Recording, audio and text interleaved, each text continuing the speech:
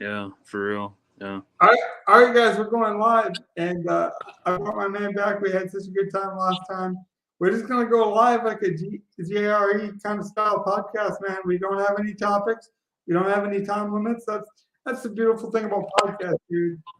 I was uh I was listening to a podcast about a week ago, and the guy said, why do you think radio people are getting so mad at these podcasts? It's because when you listen to a radio show, even if it's a good one like Charlemagne the God or a big one, think of a big hit podcast, uh, the Howard Stern show, something like that. Yeah. Yeah. Even he has to hit ad breaks, and he has sponsorships and things like that. Yeah, exactly. They do. Yeah. If I did a podcast and we wanted to spend 5 minutes on Tyreek Hill, we can spend 5 minutes. I don't have to come in and say, hey, man, tell me about Tyreek Hill. And then you start telling me this interesting, really interesting story about Tyreek Hill's trade. And, we gotta tell you about a sponsorship, or, I got a commercial break to go to. In the middle of your good take, it just ruins the flow of a conversation. Yeah, but I don't mind sponsorship. Like, hopefully this podcast gets sponsorships at some point. I'm not saying that, but like, you can put sponsorships inside of a podcast a lot easier because I can choose where to put them. Yeah. It's like our buddy Al Zeidenfeld, who, he chooses where he puts his ads. But in a radio show, there's so many fingers in the pot, man, stirring it up. And I'll be honest, I think that's where the dinosaurs have gone wrong in sports media, dude. It's like they finally see that podcasts are worth it, but it's like all these mainstream like places trying to do podcasts now and be hip and cool. It's like you either get it or you don't. You can't be pretenders in this space, No. Like CNN, for example, is doing a podcast now. It's like, you've been a network for so long. How can you, I don't think they can be a podcast. I don't think they have the energy. Like, there's a certain vibe, a certain freedom that you have to have. And so unless they're willing to get rid of the handcuffs, I don't see any reason, why that's going to work. Like, they're too network, man. It's like having you on right now, I have to tell you to put down the joint or put down the cigarette, or, hey, don't serve us a water. We have a Gatorade sponsorship. Or, it's like, come on. I want organic conversations, man. I want authentic conversations. Yeah. Even if conversations go awry, I want healthy debates. I heard a good comment once. The guy said, I have no interest in arguments, only civil disagreements. And his whole point was like, if you can't see both sides of the coin, don't even bother talking. Ooh. Damn, dude. Yeah, these people that are like, oh, I'm going to defend this one point of view, and no matter what you say on the other end, I'm still going to have one. I have no time for those people, man. No time. Yeah. I do that sometimes, but well, not all the time. We're watching the fights right now, or I'm watching the fights right now, and I think that's what attracts me to the UFC so much. It's like two guys get in there, right? And there's a winner and a loser. It's very distinct, Dana White, the president of the owner, he said, what grew my sport the most is it's easy. Doesn't matter your nationality. It doesn't matter your age. It doesn't matter how much you follow my sport. If we go to the bar, a 60-year-old woman and a 15-year-old kid can understand my sport. There's two guys, they're wearing trunks. They're punching each other. They're wrestling. Yeah, that is true. You don't have to know all the stats and who the starting quarterback is and who the starting running back is and the backups and, his wide receivers and his offensive linemen. It's like simplistic, And I think we've lost some simplicity in sports, We talked about it last podcast with the introduction of fantasy football and like fantasy sports and how we've made things overcomplicated. Let's talk about that, though. You've heard the news, right? Some of the shakeup in the football media? About what? You heard that Amazon has Thursday night, right? Amazon? Yeah, What are you Amazon talking Prime. about? Amazon Prime now owns all Thursday night football. So the only way to watch Thursday night football is to have Amazon Prime. You're lying. You're lying. I'm not lying, dude. No, you're lying. No, there's no way. He did win the fight, man. You are right, Mike. Mike's watching the fights with me live now. And Okay. I think he's going to be right here in a second. But yeah, that kid is a young and up and coming flyweight. But yeah, dude, Amazon went all in, man. They bought the rights to it. And now Jeff Bezos says he might not even put commercials on Thursday night. Nah.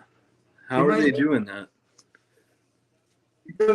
Because he owns the rights to Thursday night football now, so he can choose whatever he wants. Like if he chooses to like pay all the advertisers not to have advertisement, that'd be huge. You know, that I would buy Amazon Prime if there's no commercials, obviously. Well, you know what they did, right?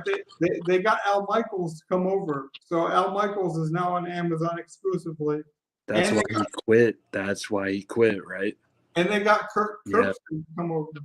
And Kirk Herbstreit, let's go. Yep. So College Game Day is over with Kirk, and it's going to be Al and Kirk, and then it's going to be. I like that. Dude, the pairings are really awesome. ESPN paid a ton of money recently for Joe Buck and Troy. Joe Buck. Oh my God. Yeah, they got both of them to run Monday Night Football. So ESPN is now basically the new Fox. And then NBC's going with Mike Tirico and Chris Collinsworth. So I think we're in a really good shape with our broadcasting booth. I mean, I'm not a huge fan of Joe Buck, but anything. I like Joe Buck. See, I like his knowledge. It's just he doesn't come off as entertaining to me on screen. Yeah. But I will say that the guy knows his stuff. Like, you can't say he doesn't know his stuff. Yeah, right. Of course. And Monday Night Football has been so bad from a broadcasting standpoint. So the fact that they got two established guys like Troy and Joe finally to run in there. I hope they keep Steve Levy, though, on staff to do something, maybe even a three-man booth. I thought Steve Levy was good, but that Riddick guy drove me nuts on Monday Night Football.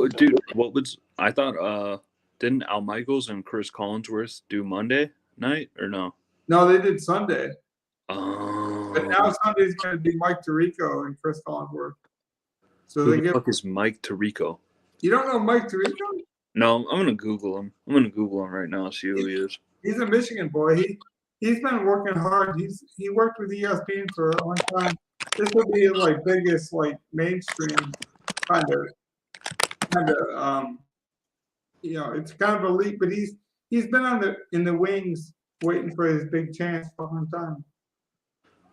The writing was on the wall when NBC signed him because he signed a huge deal and he knew he was kind of the Al Michaels replacement. But getting Kirk Herbstreit over to the NFL was huge, man. I really like that guy. I know a lot of people, and that's what's interesting about this conversation. We can transition. It's like people think that Kirk Herbstreit doesn't know the NFL, or like he's gonna suck at calling NFL games. No, he's gonna be good because he was a college guy. It's like, first of all, college and the NFL are becoming entertaining. Why do you think all these quarterbacks are coming in at such an early age and really dominating? I mean, we see Joe Burrow and Patrick Mahomes already have Super Bowls when old timers like Peyton Manning and Drew Brees had to really fight to even get there, you know. And now we're seeing. Yeah. What's up, Rob? How you doing, buddy? Rob's joining us live too, but yeah, it's just I find the space to be interesting, man. I think Amazon entering. What's going on, Rob? What's that? Oh, I said, what's going on, Rob? Oh, can you see the comments too? Yeah, I can see it right there. Yep. Oh, good. What's up, good. Rob? What's going on? Yeah, shout out people if you see them coming too. But I just think Amazon coming in, dude, is like the starting of your generation saying, fuck you to the mainstream media, man. I can't wait. Right. Well, who do I want to win the fights and who do I think will win the fights might be different. Like, I think The main event should be a pay-per-view fight. The Curtis Blades fight. I mean, Curtis Blades, exactly. That's going to be a slobber knocker. Blades has been an underrated fighter for a long time. I'm glad we just came on here and shot this shit, man, like a companion style, because there's so much free agent news, and I don't like this.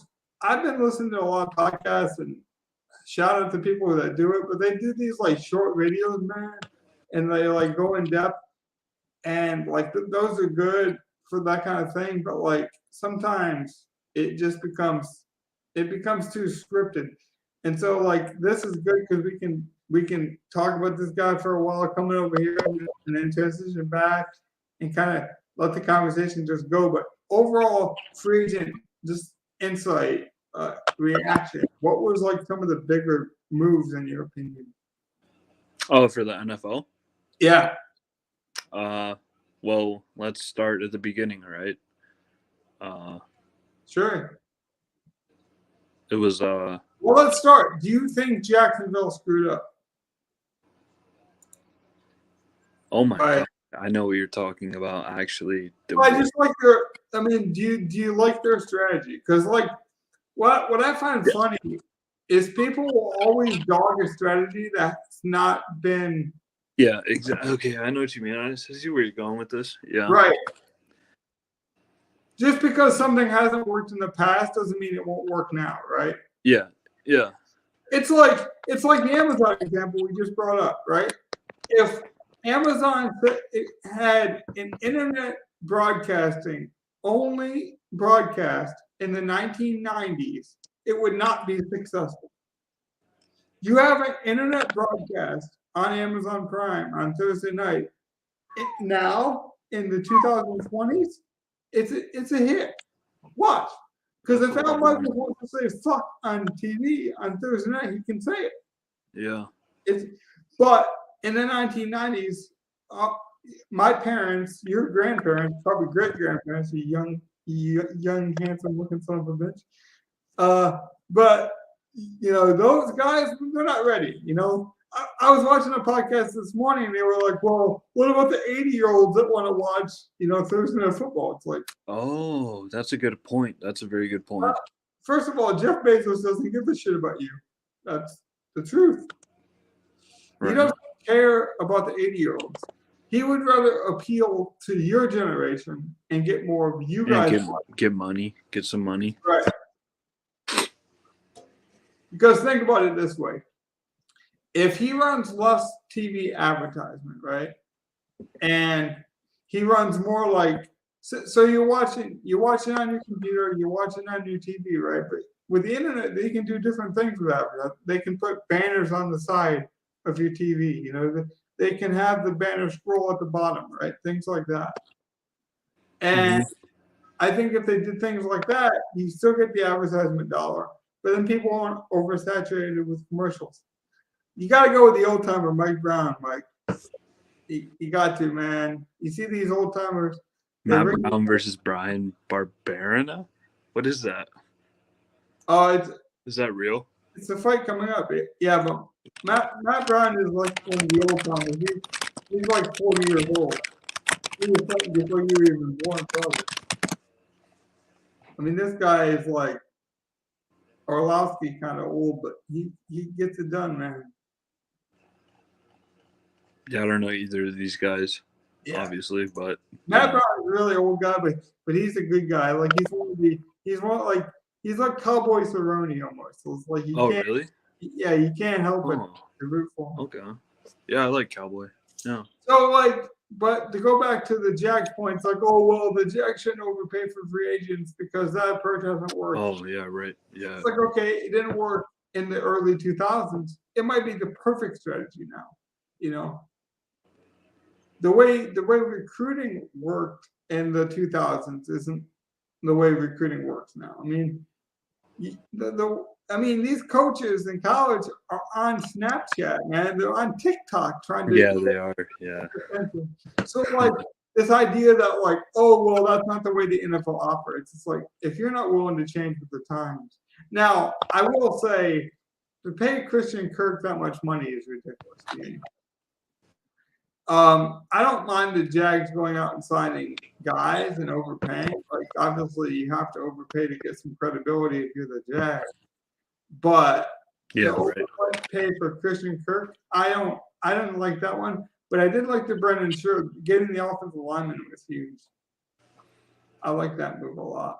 But Why do you like that move? because offensive, I feel like you can never have enough offensive linemen. I feel like offensive line tends to be a position that gets hurt a lot, and if you got a good one, it makes every other position better. It Right. makes your wide receivers better.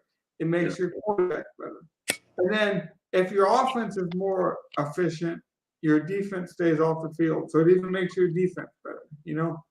Like, I just think offensive line basically affects everything. It affects the passing game, it affects the running game. That's actually why I think running back has actually went too far in the opposite direction. Like, I agree that it's not as necessary to have like the grinder running back of the 1980s or like the 1970s. No, you But don't need that. I do think the idea that you don't need a running back or like running back has no value has went too far. Because It's way too far. if you get one of these really good passing running backs like a Christian McCaffrey, It's over. So a Taylor, and you pair it with a good offensive it's line, over. like no one's talking about it, but the guy that could be a sleeper in fantasy this year is ETN. Travis Etienne was hurt all last year, and they just beefed up their offensive line. They got Trevor Lawrence. I like the outlook for the Jags. I mean, maybe they overpaid, but hell, nobody was picking the Bengals to win or even make the playoffs last year. Like, I just don't understand why people make these definitive statements so quickly. Like, everyone's like, oh, the AFC is so good, the NFC is going to suck. Like, why are we making these statements this quickly? Yeah. There's some good quarterbacks in the NFC.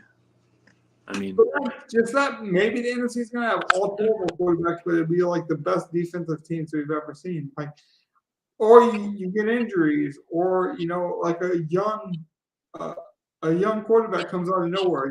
Carson Strong, who nobody thought, who no one thinks is going to be good, all of a sudden is terrific. You know what I mean? Like, yeah. you could see that happening. I mean, look at Justin Herbert. Nobody thought Justin Herbert would be this far along in his development. I remember someone said if he gets taken in the top 10, he's going to suck. I don't remember what analyst said that, but one of the big time analysts for ESPN, I remember it because it was in the ESPN Plus article even, basically said if any team takes Justin Herbert in the top 10, he's going to suck. And it was based off of college performance. And I just think the two sports are different. What's Mike talking about here? Mike says, oh, he's talking about free agency. And he says, if you outbid anyone on the open market, then that's the.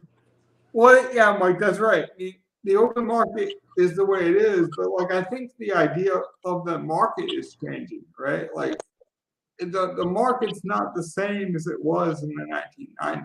You know what I mean? No. I'll bring up his comment here so you can see it. Oh, here it But is. yeah, it's interesting how quick the market changes, And then people will say, well, the Rams bought their Super Bowl or like because they had Odell, but people also don't give credit to their draft picks and how they developed, They got Aaron Donald as a steal, and then because he was a defensive tackle and he could have easily got franchised, he didn't have as much leverage as a big time wide receiver would have. So he had to sign for less because, I mean, if a franchise tag for a quarterback is different than a franchise tag for a defensive tackle. And so, like, sometimes it's luck based, but to say, oh, you can't win in free agency, I don't believe that,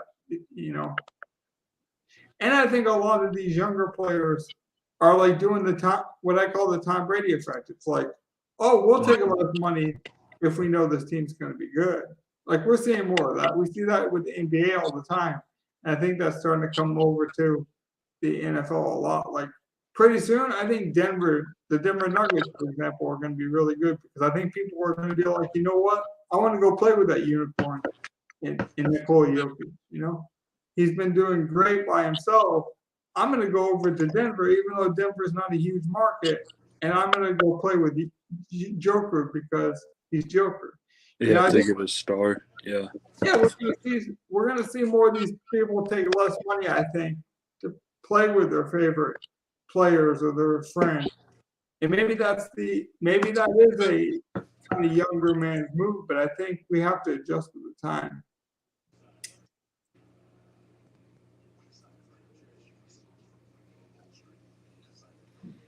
So not to steal your thunder, I kind of went on a tirade there. What do you think about free agency overall? Like, what's your overall take? From what I know, the Browns overpaid for Deshaun. That one guy, the Denver got Russell Wilson, which is all right. Tyreek did. Mike just mentioned how Tyreek went to Miami on a nice deal, very nice deal. Did you hear the one downside of that deal? Like, so you know how everyone's like, oh wow, you know, has this immediate reaction, right? And most of it's been positive.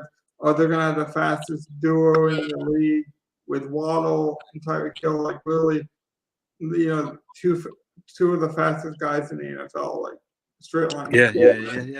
Right. Now people are trying to pull the opposite and be like, oh, well, you know, the problem with that is now they have two field stretchers, but they're both small. It's like, what are they going to do? It's like, okay, they also have Mike Gesicki. You know, it's like they have size. And they have Tua. Tua's good.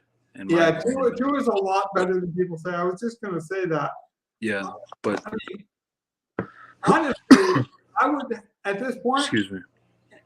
And maybe some people are going to hate this, but I would rather have Tua than Russell Wilson at this point. I really would. Yeah, just for the future. Yeah, me too. People act like Russell Wilson's injury was like this one-time thing, or like, oh, once the thumb heals, it'll be fine. I think he's in a really good offense, so it's going to make him look better, almost like Peyton Manning's last couple of years. Sure. But I don't like Russell Wilson long term. Like, I don't think he is an elite quarterback anymore. I still think he's good. Don't get me wrong. Yeah, right. Yeah, right. But I remember when this trade first broke, everyone was acting like he was a top 5 or a top 10 quarterback. I don't think he's top 10 anymore, man. Russell Wilson? Really? Yeah, I really don't. He's got to be 10. He's got to be top 10 at least. I mean, I'm saying that live without doing any research. But when you look at these young quarterbacks that are moving in, dude, I don't. Russell. Oh yeah, right. Yeah, I know what you mean. You start looking at Joe Burrow. You start looking at Justin Herbert. You know. Yeah. Some people are still they're gonna have the old goat still up there, Tom Brady, you know, and what have you. And when you start going down the ladder, you're like, damn, you know, he might have a point. I don't know. I'm going to say something even bolder because, you know, I think Carson Wentz will have a better year than Russell Wilson. Where did Carson go? Where's he at? He's with the Commanders. He's with the new Washington branded team. I really do. I like Carson with that team. I'm a big fan of Terry McLaurin. I really am. And you're an Ohio State guy, I think. Yeah. You're in a. I think Carson and Terry McLaurin are an underrated pairing. I really do. So sorry for that. That was my phone. I apologize. Yeah, but you're fired. Look, I just think that's an underrated pairing. I'm going to answer this text real fast so that doesn't happen again. But dude, be professional. We're on live right now, dude. What are you doing, dude? I just think Terry McLaurin, at least Terry McLaurin from a fantasy perspective, is going to rise. Similar to what happened to Pittman when Carson was with the Colts. I don't know.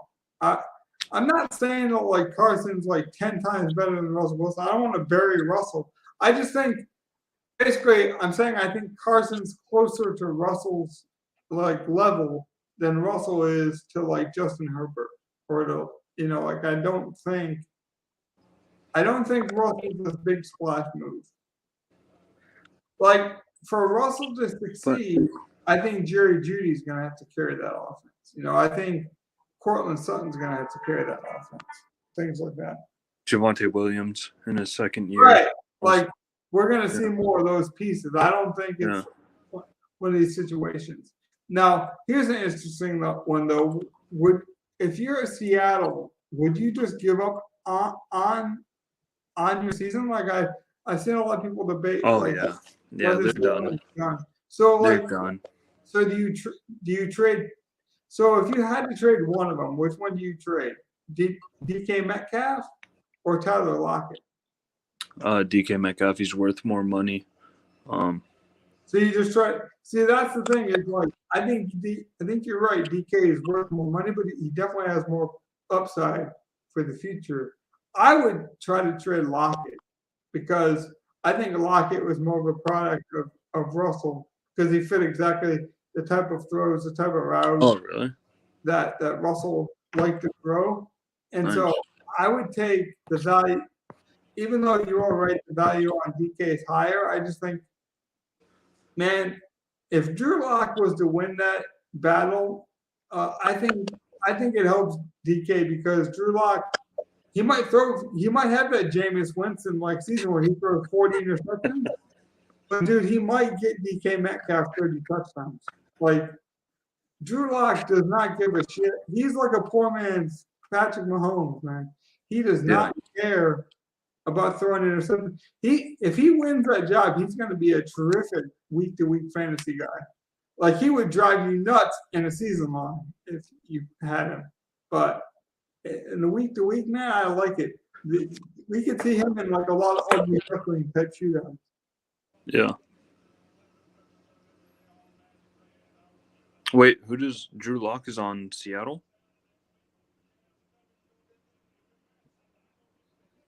Yeah, Drew Lock is on Seattle, man. Are you serious? That is crazy. With Geno Smith. What's Mike talking about here? Talking about Mahomes with his contract. Yeah, I did say about a year ago that I thought that the Patrick Mahomes thing was a mistake because everybody knew that. Yeah.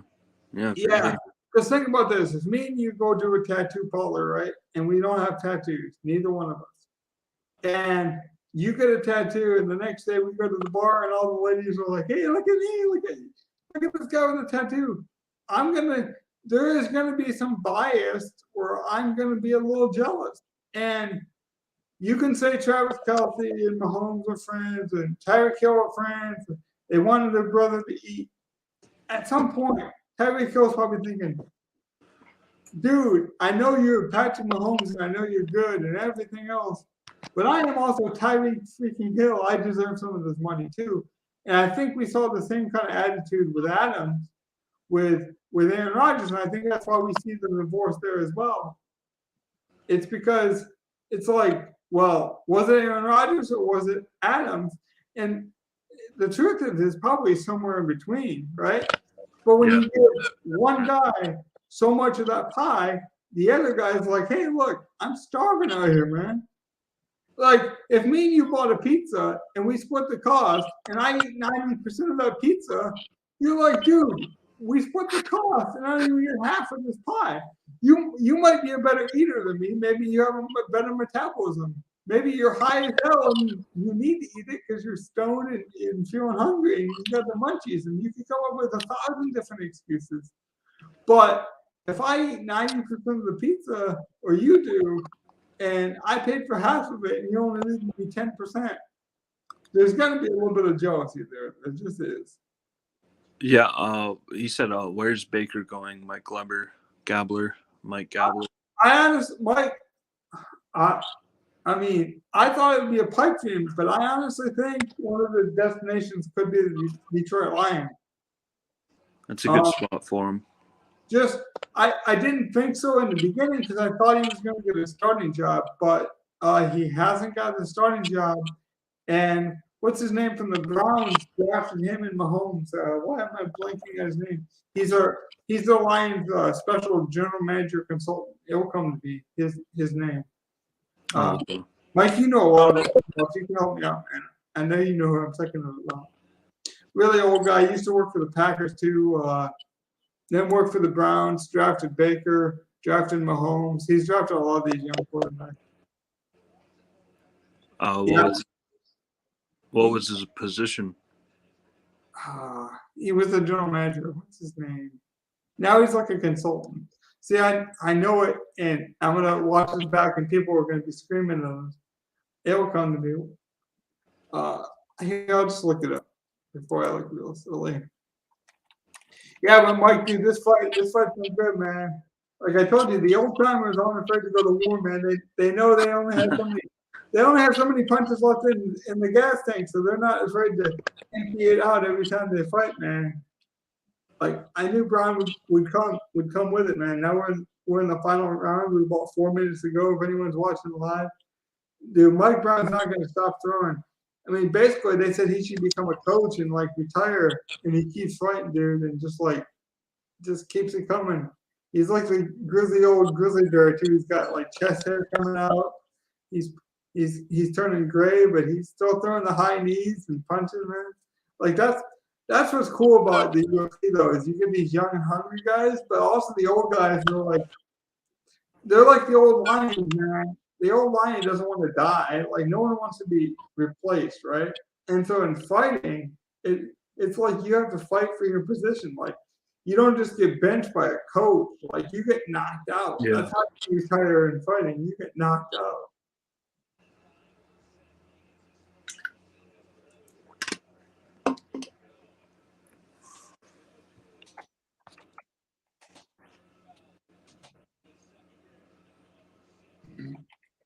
So what was the worst free agent signing? The worst what? The worst free agent signing for you? Oh, recent signing? Yeah, like what was the worst one? Like the one you were like, oh, that makes no sense.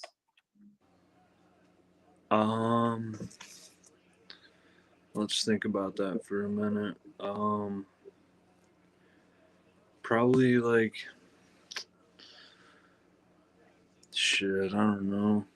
Glenn Dorsey, you were all right, Mike. Thank you. Glenn Dorsey. Yeah, Mike's right. Dorsey, that's the guy I'm thinking of. He drafted Patrick Mahomes. He drafted Baker Mayfield. He's drafted a lot of these young guys. So I could see if Baker has to settle for like a prove it type deal, I could see that as one of them.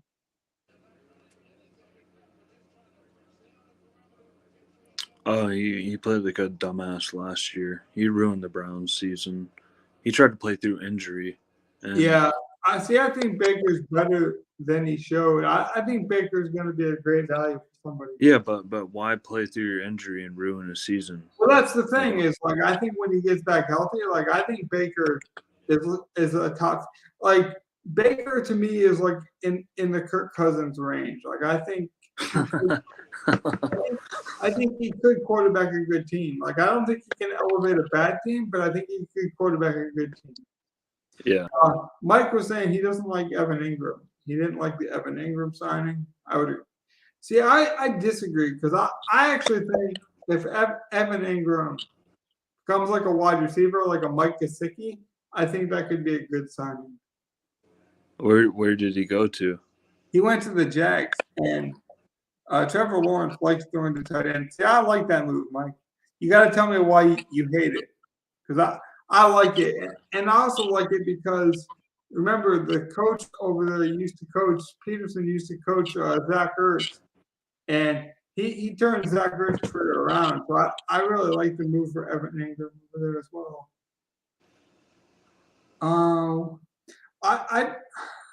I go back to that Kirk signing, man. I don't like it for the Jags, the wide receiver. I thought they overpaid for him. That was a lot of money. Yeah, I thought the Christian Kirk signing was a bad one. He's not that bad though, but he's not worth that much money. You know what I mean? Yeah, The Von Miller move, I get it because you have such a small window and you're trying to capitalize on you're trying to capitalize on Allen's rookie deal and like him being young and you're loading up and going all out for the Super. But to give Von Miller that much money was a fucking mistake in my opinion. Here's an underrated move that nobody will talk about that just recently happened. So I know there's not going to be a lot of podcasts talking about it. Jared Davis coming back to the Lions after. So we drafted him. He hated Matt Patricia, left us, went to the Jets, got injured, played like 3 games for the Jets, looked terrific. Now is back with Dan Campbell. Campbell wanted him to stay so bad, said, look, kid, you're not a traditional linebacker the way they were trying to make you with Detroit. They were trying to make you a coverage linebacker. I know you can't cover. Like literally told Jared Davis, I know you can't cover, but you can be the best blitzing linebacker in the league. I think the Jared Davis signing could be like Hassan Reddick remember when Hassan Reddick had all this potential with the Cardinals and then he just flamed out, right?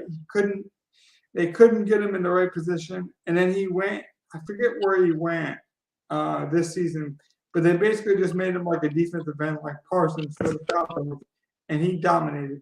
I think of Jared Davis with the transition just strictly as like a run defender.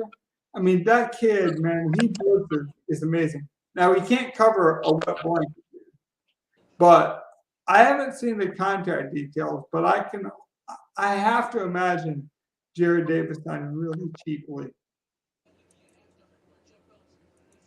Yeah. So we haven't had much from you for free agency, though. What was your overall take? You can go in any direction. Just fire off some takes. Like, what do you think about Tyreek Hill? What do you think about some of this other stuff? Devontae Adams, Aaron Rodgers. Give me some free agent movers and shakers. What did you like? What did you dislike? I think the strongest move was probably the Chargers picking up some people on defense. And yeah.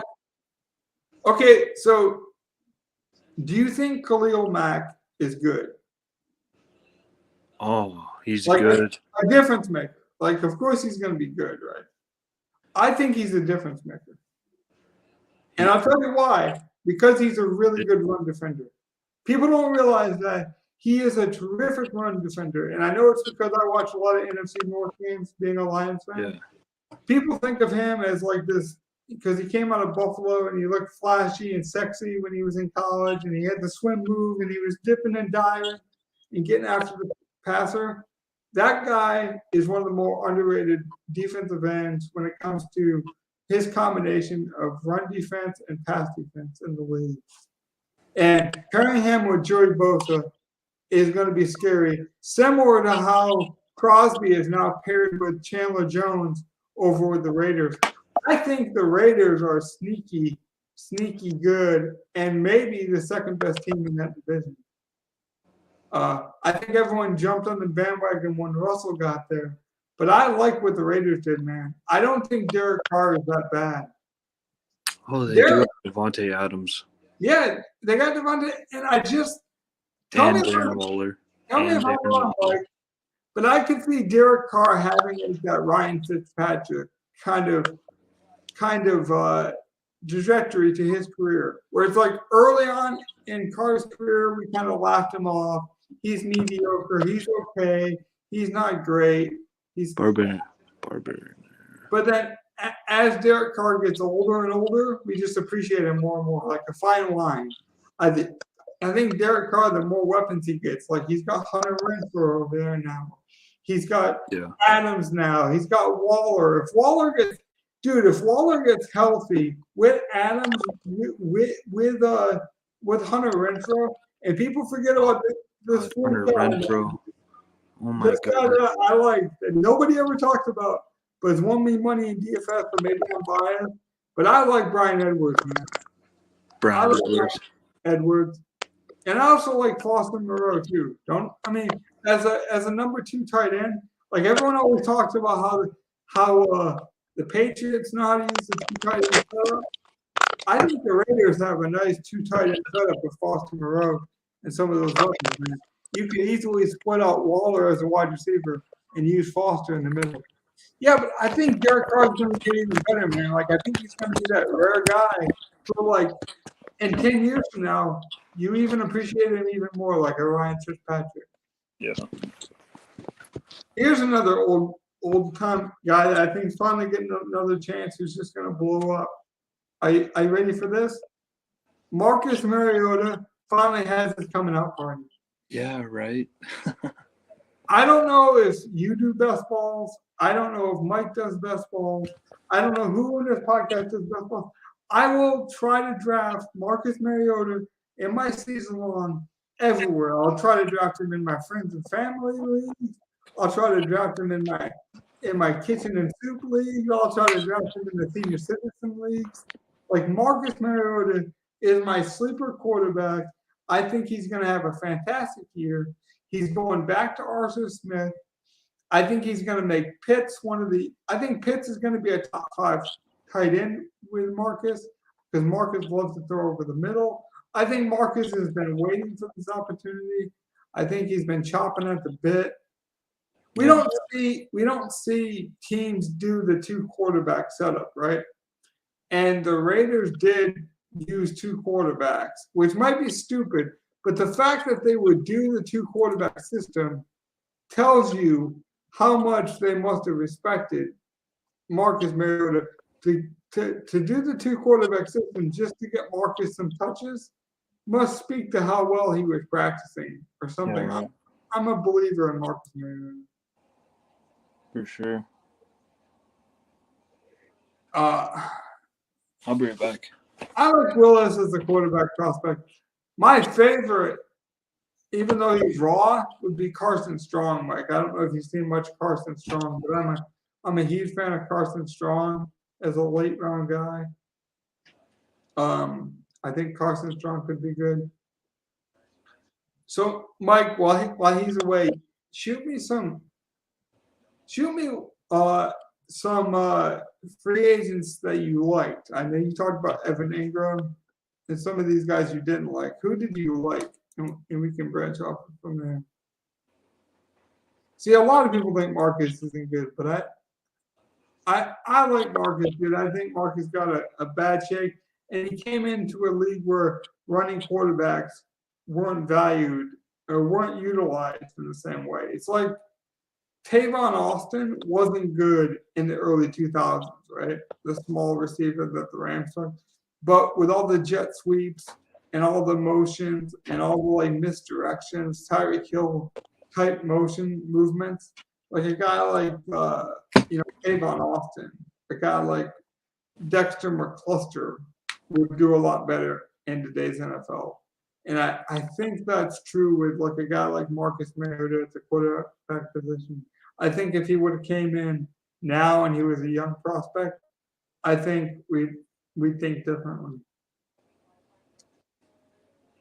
What do you think about Watson? Okay, so I'm going to ask you a difficult question. You can skip it if you want, but I like controversial topics, so I'm not afraid to dip my toe. As a fan of the Browns, does it bother you morally to cheer for Deshaun Watson? No, because the NFL allowed it. So yeah. I can respect that take. It's like if you worked in an office, right? And we don't know the background of everyone that works in the office, right?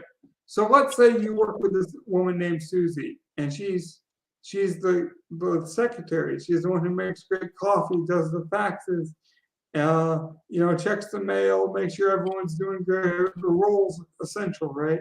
She's like the cheerleader. And then you find out, oh yeah, 5 years ago, Susie, she got busted for tax evasion, and she's really not that good of a person. It doesn't mean that like what you thought of her before or what you think of her currently is like changed. Like that's still part of her identity.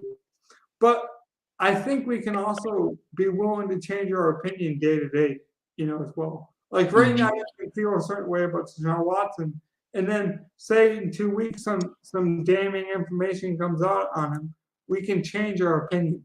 Or let's say some positive information comes out about him, you can change your opinion. I don't think people are willing to be flexible enough with their opinions. I think people think you have to make these grand statements right away, about someone's character.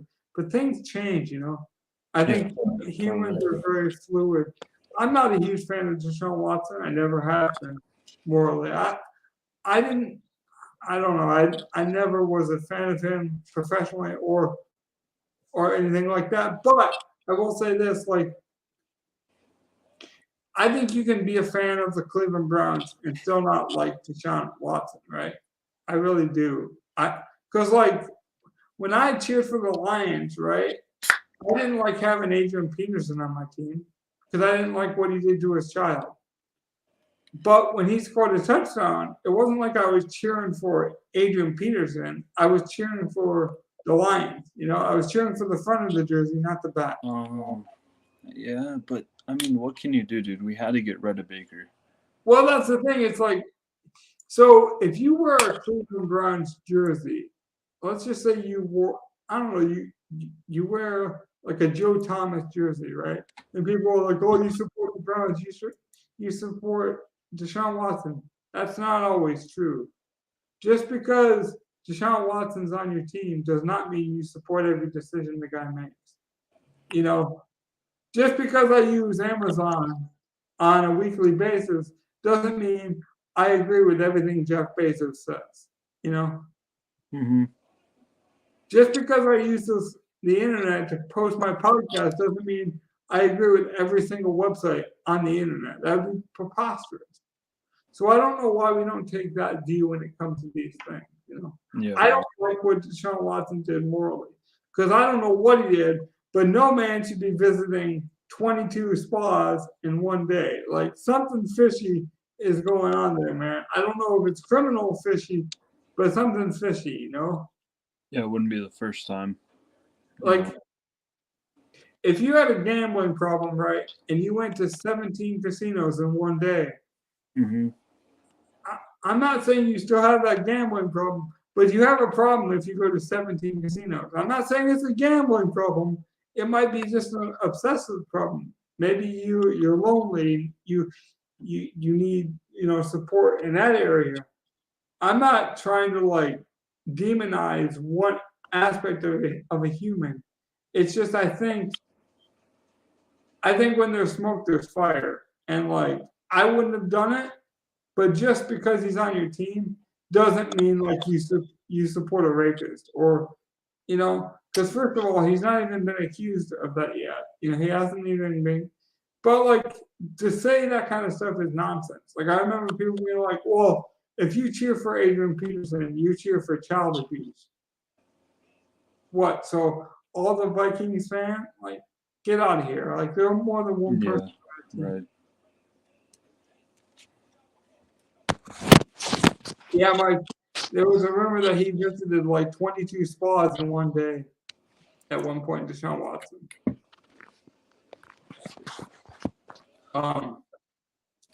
Now, you're right to say that, Mike, because you get this information from the internet, and of course, the internet can be a dangerous place. That's what we're kind of talking about. It's like you don't know until you know, right? So you got to kind of form your opinions, and these opinions can change. Like they should change. Human beings should be flexible enough to hear an opinion one time and do their own research and be malleable enough to be like, you know what, I had this opinion an hour ago, but I read this new article with this new information and I changed my opinion.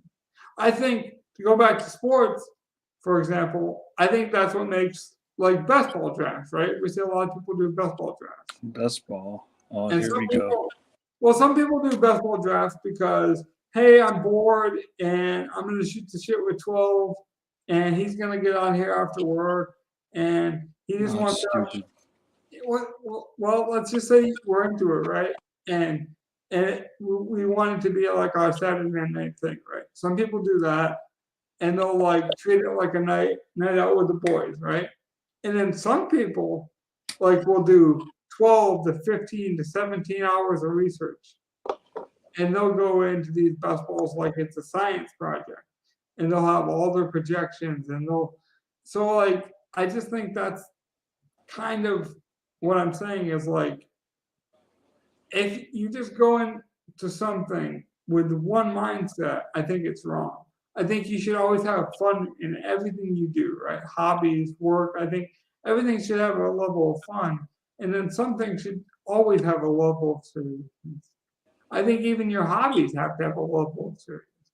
Like we're shooting the shit right now, but if you got naked and ruined this football conversation we're having, this good dialogue, and got naked and just started acting a fool, I'd be upset. I'd be like, dang it, we were having a good time and you ruined it, you know?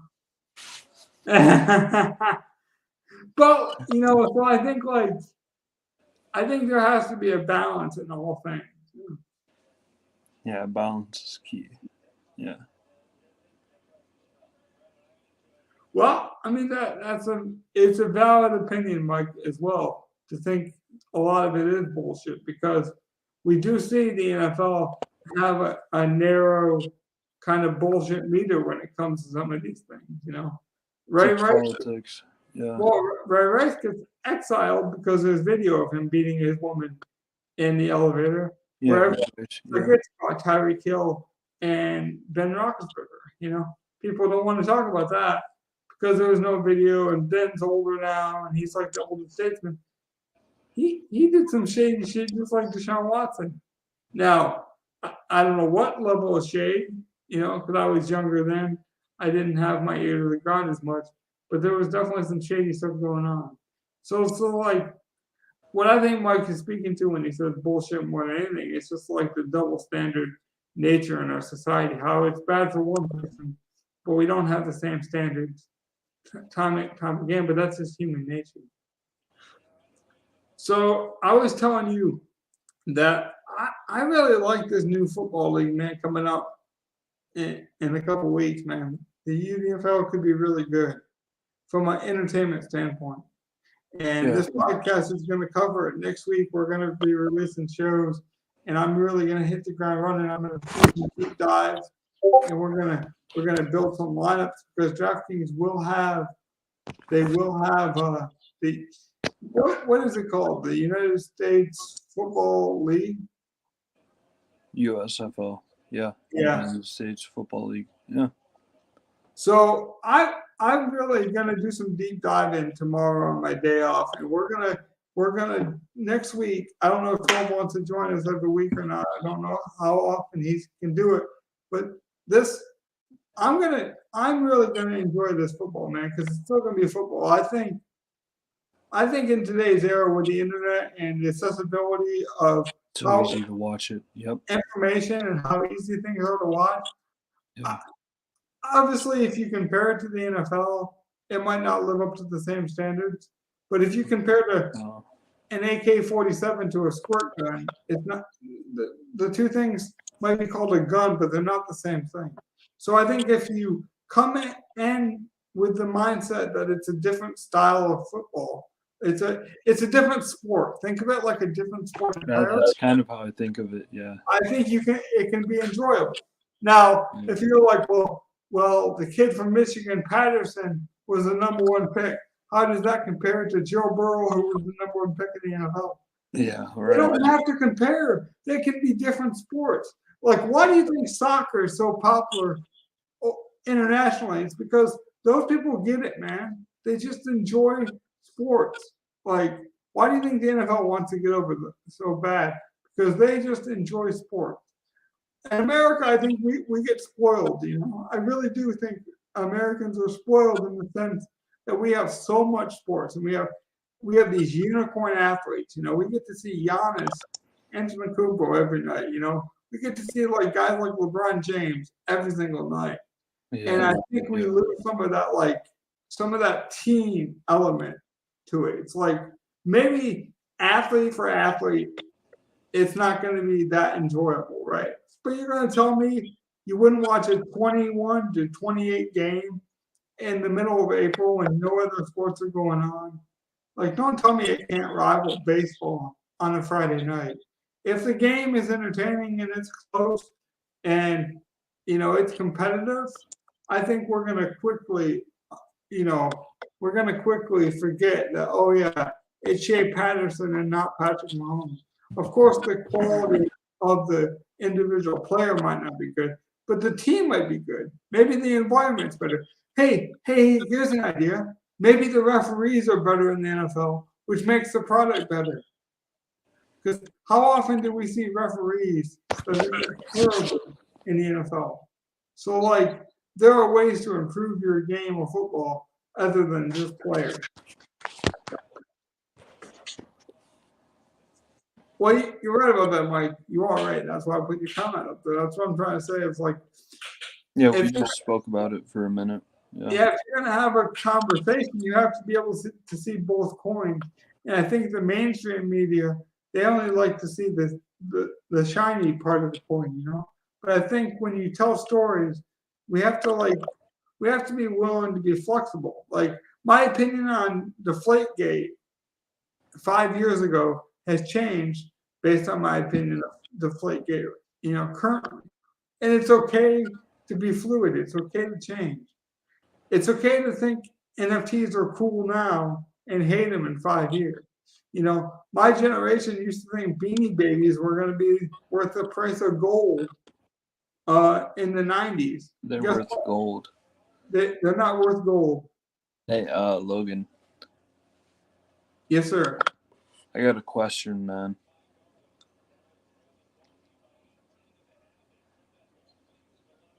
Did you have to go the question? Ask Jeeves. What's your question, man? Why did the Lions lose so many games this year?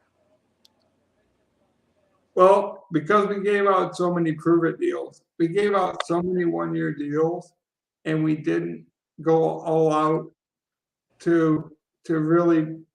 We went all these rookies chances, right? Like St. Brown, like literally, we gave St. Brown a starting position so that way he'd be comfortable this year. We started the youngest roster, I believe. Yeah. Last season. And we did that on purpose because we said, okay, we're losing our franchise quarterback in Matthew Stafford. We might as well go young, have all these young guys, get them experience, and then we'll have all these young guys on rookie contracts. And then in 2 to 3 years, we can dominate. And I honestly think that got accelerated because losing Adams in that division and then getting DJ Shark on that low of a contract is criminal to me. Like, we're only paying that guy $10 million for 1 year. All right. But like, where they're weak at? Where is the Lions weak? Like, where's their weakness on the Lions? You know what I mean? Like, our weakness right now is definitely still linebacker. And it's that we took a lot of chances on guys who are injured. Like, remember, we took Jeff Okudah very high for a cornerback. He's been injured. Yeah, very high. He did nothing, by the way. Now, what if he comes back and he dominates? And because remember, the first 3 years of Matthew Stafford's career, he was injury prone, and he was Hey, I'm not that old. But people thought he was made of glass. And then 3 years after that, he became an Iron Man. Like, he quickly shot up the ranks for starting quarterback. And so now he has I think Matthew Stafford is up there for the amount of starts consecutively. And now people assume the guy will play through any injury. So I just think we got unlucky in some spots. Some of it was decision making. Obviously, we had the wrong general manager in there. Didn't you guys go 3-14 or something? Yeah. What'd you guys go? That's exactly what we went. We won 3 games. But 3-14. what what I liked about it though is we lost, I think, 8 games by 7 points. By exactly. Yeah, dude, the Lions were. And we did that with all 1 year contracts, and they were all young. Yeah. And so, like, but the problem is, if you don't win this season, like if they don't see a huge jump, the NFL stands for not for long. You know, I don't care what kind of progression you see, and I understand the young guys and that whole thing, but if they don't see that kind of jump, you know how it goes. Like you saw it with the Browns, they did the Moneyball strategy a couple years ago. It's paying off now because you guys got all this cap room for guys like Deshaun Watson, but that old staff who did it didn't even get to see it through, you know? No. Because people just don't have the patience, you know? But I think the Lions are doing something very similar to what the 76ers did with Joe Embiid, you know? They're not afraid to take some of these injury-prone guys, knowing they weren't going to be good this last year, you know? No one expected us to be good this last year. So you take 2 chances on Jeff Okudah, you know, these injury-prone guys, and you hope that the injury bug was just a fluke, you know, and that Jeff Okudah comes back and he's a top 5 corner. Because before the injury, in the Dan Campbell offense, he was the defensive captain. Like they were saying, like coming out of training camp, he was the dog, you know. But him getting hurt, we signed Jerry Jacobs, the 6'4" corner that went undrafted, and he got thrown in there because of all of our injuries, and he dominated. He became our best tackler, and so now he's the starter, you know. So like sometimes you got to do that, you know. It's like the Bengals situation. No one thought the Bengals were going to be very good, and by the end of the season, they were in the Super Bowl. I think that's what makes the NFL so fun as a sport. I really do think that's what speaks to football's success, is that it's such a up and down league. But then there's also the known commodities, right? There's also the Patrick Mahomes. There's these mainstays, Tom Brady. You know his team will be good. But then there's always these surprise teams. So I think the NFL has great parity between, hey, you know this team's going to be good, you know this team's going to be good. But there's always the Tennessee Titans or the Bengals or, you know, the Browns a couple years ago or the Ravens when no one believed in Lamar Jackson and they had that magical run, you know. So, like, I just think that's why the NFL is so popular is you get the Cinderella stories mixed with these Goliath-type teams. Well, dude, why has Josh Allen not been to a Super Bowl yet? I don't understand that at all. But I don't think that should be the measuring stick of success. It's just like if me and you played in a fantasy league, right? And you finished in second place every year for the last 5 years, and your other buddy finishes last. Are you guys the same? No, you're better by finishing in second. It doesn't mean like I understand everyone wants to win, but there's only one Super Bowl winner at the end of it. Yeah, there is only one. Yeah, but dude, it's Josh Allen. So I think progress is important in all sports, though, and we've seen progress with Josh Allen. Well, what do you think about Kyler Murray? I like Kyler the player. I don't like Kyler mentally, dude. What do you think about his future? Like, I don't think moving forward. Future. Like, I think he kind of plays this yo-yo game with his baseball career. It's like, dude, I know you're a good baseball player, but like, how dangling baseball and dangling, oh, I'm a 2-sport athlete and I'm so good and like I can do this many things and I can be a Swift Army knife. Use that for a positive thing, you know. Use that for a positive, even if you don't like Cliff Kingsbury and the Arizona Cardinals. You're going to be a free agent sooner rather than later, and you're a quarterback. So you obviously would be a hit. You know, you would be a great commodity, right? But the more you alienate yourself, and the more you kind of make yourself out to be this child, like figure, I don't think it helps. Like, look at Baker Mayfield. Like, literally, reports coming out that the Browns didn't want him because they wanted an adult. You know, like you don't want to be labeled immature. And I think as talented as Murray is, Look at Patrick Mahomes and his younger brother Jackson. yeah, Continue. Yeah. I think that has something to do with Mahomes' inability to win a Super Bowl in the last couple of years. Like, and it's not to say it's the only thing, but it steals your attention. And anything that steals your attention away from your sport, especially on a professional level, it's got to be somewhat concerning, you know. So if Kyler's thinking about baseball, even if he is just doing it for leverage, or Mahomes is worried about his brother Jackson, you know, I do think that steals away from an already super competitive sport like football. You know, I still think there is something to be said to be the Peyton Manning, the Tom Brady, the guy who's like super obsessed with the sport. You know. Yeah, and when he was good, there was no internet. When Tom Brady was good, there was no internet back Yeah, in the day.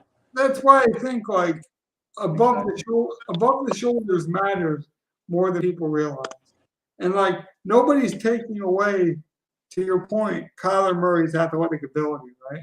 Or even like on a lower level, like Marcus Mariota. Like everyone knows if me, you, and Marcus Mariota were to do a competition, he's obviously athletic. I'm not as athletic as any NFL player ever, even like the worst offensive lineman in the league. Mm-hmm. But Yeah. if you're not dedicated to your craft, you're at the top of your sport. You know, you can't be distracted. We even see it with the UFC. Everyone talks about John Jones, and as good as a Hall of Famer as John Jones is, imagine if he wasn't so distracted all the time. Like, well, he's still the best, or he's still good. It's like, yeah, but he would be the best, or he would be like legendary, right? Yeah, he would have kept fighting every year. Right. Yeah, exactly. So it's like it's that Randy Moss effect too. Randy's very similar. It's like, okay, he didn't Randy have Moss is the greatest ever. right. He didn't have the greatest quarterbacks, right? But he would have probably been seen as better than maybe a Kelvin Johnson or right up there with Jerry, but he couldn't get out of his own way. Even though the talent, I would say he's probably the most talented wide receiver we've ever seen. He's amazing. He's a great teammate too. He's great. But that's the thing too. It's like he also grew up in an era where he didn't have social media. So a lot of the narrative about him got spoke to by the ESPN types, by the cold pizza types, you know, the Stephen A. Smith, the Skip Bayless types. And those guys are assholes, man. And they're gonna they're like it's like politics. Yeah. Yeah, they're gonna spend it how they want to spend it. But now with this social media stuff, that's what's cool. It's like if you want to see what Kyler Murray is doing on a Saturday night, or you want to see what Jared Goff is doing in the Florida Keys, real time, you can type in Jared Goff. You know, I can type in 1204. What's 1204 doing? What's he drinking? Exactly. He doesn't gotta show me what he's drinking because 12 minutes ago he posted on Twitter. And right. I do think if Randy Moss or Terrell Owens or Chad Ochocinco or Ron Artest, you know, Lamar Odom, some of these more controversial figures who were just unicorns for their time. Ooh. If they could have wrote their own story, man, who knows what would have happened? Or even like the way we talked about free agency. Like people can say like, oh, Charles Barkley always talks about how he would have never, you know, he was all about the team. It's like, Charles, first of all, you don't know that. Because if Charles Barkley grew up with social media and AAU basketball, maybe he would be friends with Michael Jordan and he would join the Bulls like LeBron James and Dwayne Wade did, you know?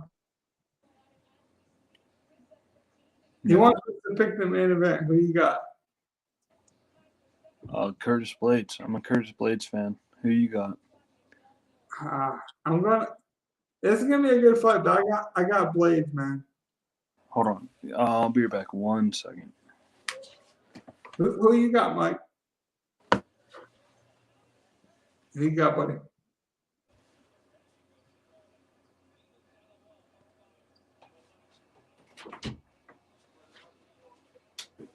I do like Chris though. I'm not gonna lie. I like both of these guys.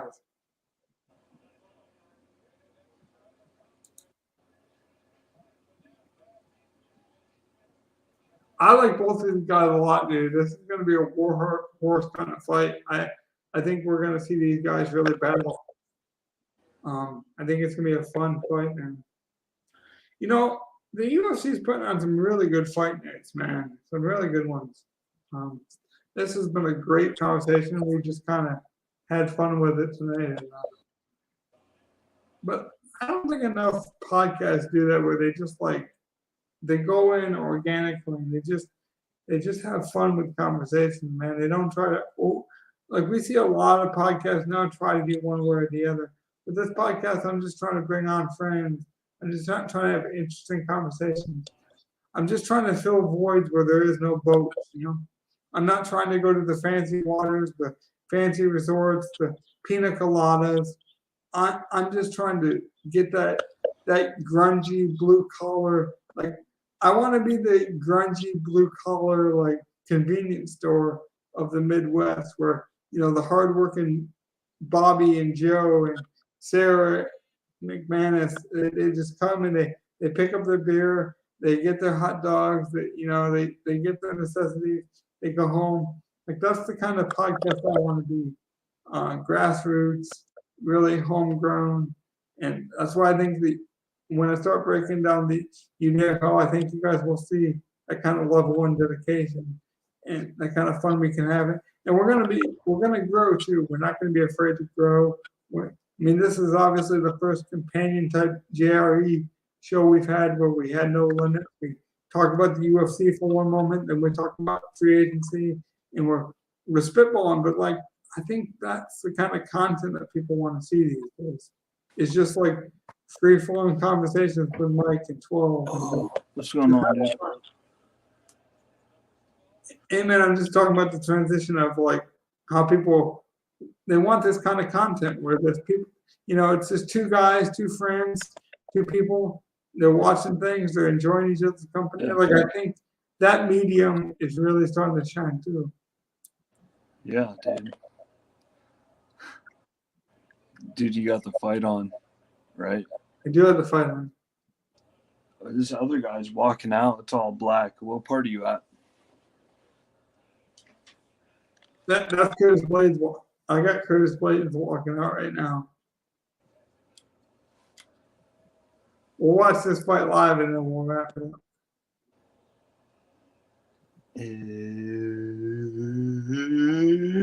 It's time! Yeah, Blades is a terrific wrestler. There he is. Chris has not faced a wrestler like Curtis Blades. Oh, dude, my cousin's at this fight. Is he really? Yeah, he's there. We live in Ohio. It's in Columbus, so yeah. That makes sense. He bought the tickets last year, but last year the fight got canceled because of COVID. Right. I remember this being like a makeup, and Dana White was like, you know, we're gonna make this a fun card. I'll be honest, this has been a really fun card, man. They had Cody Garbrandt on the last card. I think somebody else was on it too. Hey, Mike, do you find it uncomfortable? And I'll ask 12 this too, to watch women fight, because I actually think the women fight are no different than the men in terms of entertainment. I've seen just as many entertaining women's fights. I like the women fights more when you first watch them, right? Well, I wouldn't even say more. I'm just saying, like, I don't think there needs to be a distinction in fighting. And I think in a lot of ways, fighting is more accepting of different nationalities and different sexes and different like melting pots. That's why I love it. Yeah. And I think it still gets this like cockfighting vibe to it, right? This like violent, like no nonsense. only 40-year-old, beer drinking, guzzling, hippie smoking, the backwoods motherfucking types. They're the Jesus, ones, you just described me perfectly. right? But like that stereotype, like the guy in the Saturday night who like spits tobacco and like beats his woman. Those are not. Oh, okay, all right, yeah, all right. Those are not the type that watch the sport. In fact, there are some What's going on, Mike? there are some really good journalists out there, man. I love them. I'll give them a shout out. If you guys don't watch it, you guys gotta watch Luke Thomas in Morning Combat. Man, Luke Oh, Thomas. dude, Logan, didn't you just start a book reading, like Yeah, contest kind of thing? I'm trying to read 100 books in a year. Very impressive. I'm at 25 right now, but Very I'm nice. purposely reading everything, dude. Like I read some children's books. I've read some self-help books. I've Oh, read little. feel like I purposely done that. Like Yeah, skip throughs. I've read some Dr. Seuss's. Like I'm counting those because I want to be very eclectic. Like I want it to be like a music collection. I don't want to be like, oh, I'm a fan of country music or I'm a fan of rock and roll music, so I'm only going to listen to Metallica or I'm only going to listen to, Herb Dean. Sorry, dude. The fight's starting. It's getting pretty serious here. Yeah, I'm watching too. We're gonna dude. break this down. I'm gonna give people the timestamp just so we don't ruin it for each other too. Dude, this is fun. We can do a podcast like if you want to have me as a guest like twice a week. Once a week. Dude, yeah. This is the kind of thing I want to do more of because I think people eat this kind of content up. And this is what I do anyways. So I might as well do it with good company and good friends. And I think when you build something that's organic and it's authentic, I think that's the best way to grow. Maybe I don't ever make 5 cents off of this podcast. Or maybe I accidentally stumble. I don't even care if we make a fucking penny. Well, maybe we stumble and we stumble so much that we hit the finish line and we're making $5,000 an episode. Yeah. But what I want is this just to be a free flowing conversation. Like just to be chilling. Yeah. Right. Like Blender HD does, with his stupid Saturday podcast where he'll just jump on. And whoever joins. Yeah, Mike's chilling with us. Mike's out here. Yeah. And so like I don't need 1,000 viewers. We just need a few people to shoot the shit with us. And Mike has 2 other guys watching the fights with him. So it's perfect.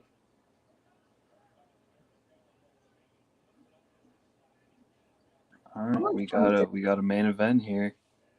How much money do you think Jimmy John's has made off of the UFC? They've been a sponsor for the UFC since. Who? Jimmy John's? Jimmy John's, man. Like Jimmy John's was early in the UFC game. Oh. So was Harley Davidson. I remember Harley Davidson and Jimmy John's giving the UFC a bunch of money when they were nothing. That's a good idea. I bet it paid off.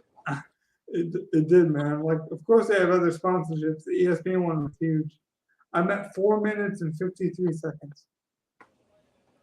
The fight, they haven't even started fighting yet. Okay, so I'm probably going to be a good 30 seconds ahead. Yeah, you got some time on me. Yeah. It's okay. I don't know if you guys know this, but me and 12, we watch most Sunday night or Sunday football in one of our Discords. So I'm used to being ahead or behind. So we're pretty good about not spoiling it for each other. So I don't think. Yeah, right. The oohs and ahs are valuable. I just can't say a name or certain outcomes. But I can hype the man up. So we'll watch together. Mike's probably at a different time than me. So.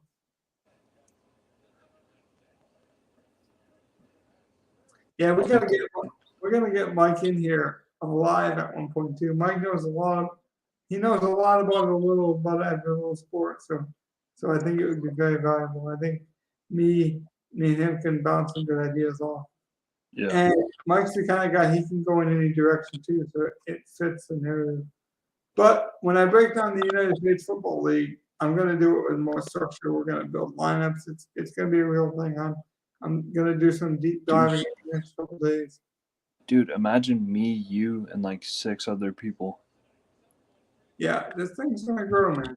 It could be insane if we had like a bunch of people on here. God damn. We know people too, and I just don't think there's enough coverage on the United States Football League, man. I think that's a space that's on tap that we're going to tap into, and we already know a lot of DFS people. We already spoke about it. I think we can make some real good money. I think people, if you're willing to put in the time, especially in the first couple of weeks, I think the first couple, like week 1, week 2, even week 3, you could really see an edge. Because no one's going to know the beat reporters and all those kind of guys to follow. If you can really hit up Twitter, an hour before the game start, and you find out that wide receiver that nobody knows about, and if he goes off for 20 or catches the Deshaun Jackson 1 touchdown. Yeah. I'll shoot you a DM. I'll talk to you about it. Yeah, let's do it. The first round of this fight, like, I like these kind of fights. Some people don't, but man, I like it. These guys are just feeling each other out. I think it's important. I think people forget that these are professional fighters. They're not just like street fighters that are going to gas themselves out in front of a 7-Eleven in the first 5 seconds. They're not out of shape. They're not like guzzling Slurpees, on the weekend trying to make a buck. These guys are professionals. They're not just going to go in there swinging willy-nilly. I think the second round is going to be pretty explosive. But these are big boys, heavyweights, so any second could change the fight. Like that.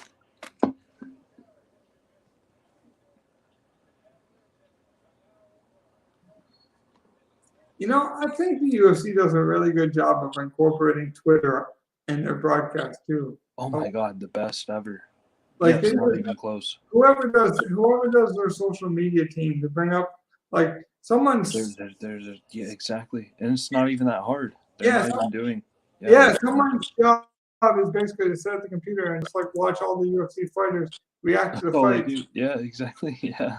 I know the NFL started to do some of that, but I think the UFC has always been kind of ahead of its time when it comes to integrating technology. Yeah, because you can't see anybody besides the fighters, so. And like I say, it's a good sport to introduce to your friends, because I could tell you could know nothing about Curtis Blades and Chris and be like, just watch this fight with me, and they don't gotta know anything. They just gotta watch it. I just like him because I know his name, honestly. That's the only reason I like him. If the Falcons played the Tampa Bay Bucks, then I might have to explain who Tom Brady is if you've never seen football. With fighting, it's like these two guys are going to punch each other. They're going to fight. Oh, yeah. There is something to be said for the simplicity of the sport and why I think it's so powerful.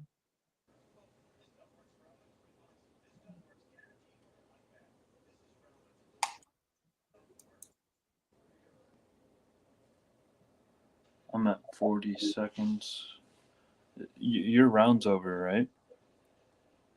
right? Yeah. Well, no, they had to break. Yeah, Thomas had to call timeout. There was an eye poke.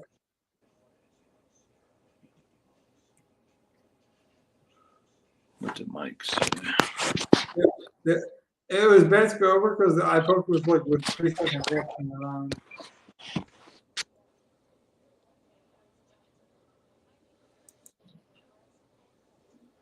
At first, I couldn't see the part, Mike. It looked like he said Yao. I was going to say, are we really going to talk about Yao Ming? I guarantee podcasts aren't talking about Yao Ming in 2021. Yao Ming? Nah. Yeah. Hey, we don't do that here. Yeah, my eyes are getting old, man. So I thought it was Yao. Like, does this man really want to talk about Yao Ming? We could do it. Yao Ming could probably go out there today and play in China and draw like millions of people still. Like, people love that man. Yeah. Dude, that's what people don't realize. Like, basketball transition. Basketball, The reason basketball is so popular is it transitions so well internationally. I think that's why baseball struggles. It's kind of like the UFC, like how the UFC translates so well internationally. Because you got UFC's good internationally. That's what I'm saying. Like that's why like sports like that exist, and that's why the NFL is so hungry to get over to London to have it. Oh yeah, right. Yeah. I actually think New Mexico would be a good untapped location for. I won't ruin it for you, but it's starting to get real exciting, buddy.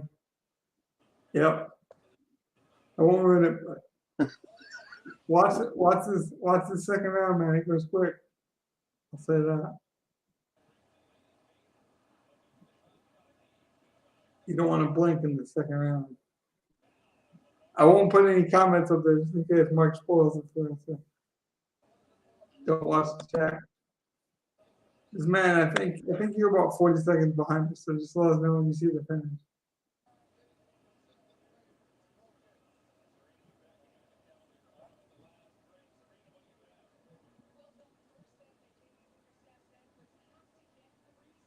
He got him. He went for it really early. Nice. You know what's funny is Chris actually popped in pretty good too, but Curtis is hit first. Yeah. What it was, he went for that jab and he missed just slightly, and it opened up his face. And that was perfect.